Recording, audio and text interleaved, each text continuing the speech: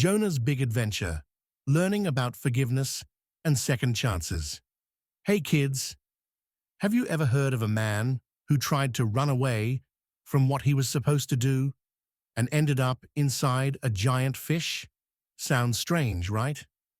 Well, today we're going to hear an amazing story about Jonah and his big adventure. Jonah learns that no matter where we go, we can't hide from God. And even when we make mistakes, God is always ready to give us a second chance. So, let's dive into the story of Jonah and the big fish and see how he discovers the power of forgiveness. The Lord spoke to Jonah, son of Amittai, and commanded him to go to the great city of Nineveh to preach against its wickedness. But Jonah did not want to obey the command.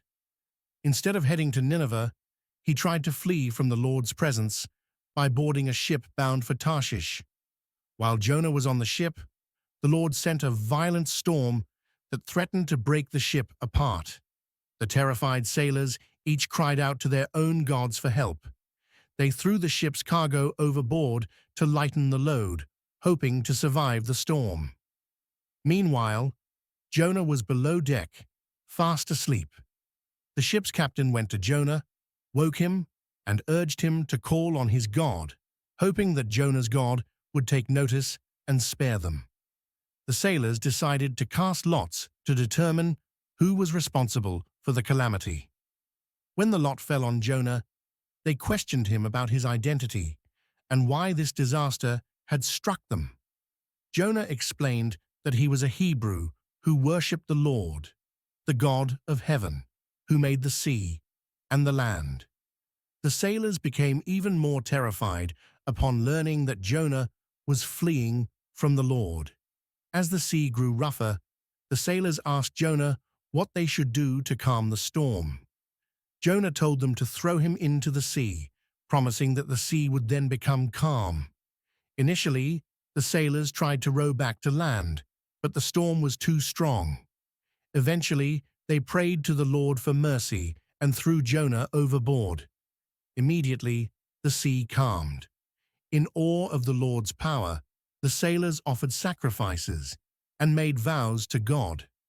After Jonah was thrown into the sea, the Lord provided a great fish to swallow him, and Jonah remained inside the fish for 3 days and 3 nights.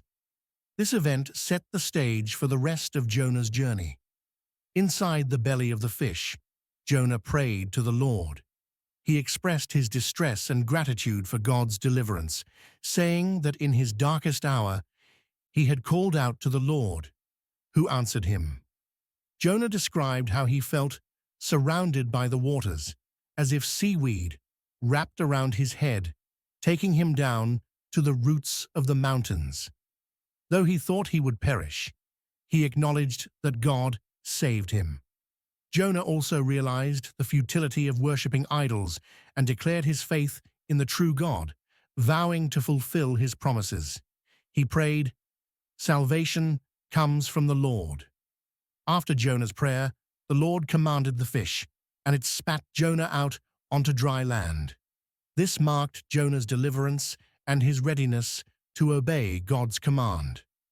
The word of the Lord came to Jonah a second time, instructing him to go to Nineveh and deliver God's message.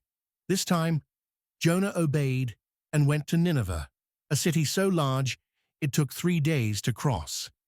As he walked a day into the city, Jonah began proclaiming, 40 more days, and Nineveh will be overthrown." In response, the people of Nineveh believed in God's message.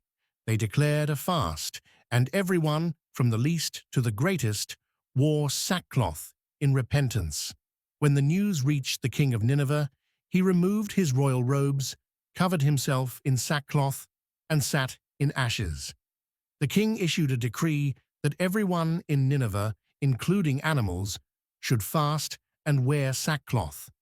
He urged the people to turn from their evil ways, hoping that God might relent and spare them. When God saw how the people of Nineveh had repented and turned from their wickedness, he had compassion on them and did not bring the destruction he had threatened. Jonah's story leaves a lasting message about God's compassion, forgiveness, and willingness to give second chances.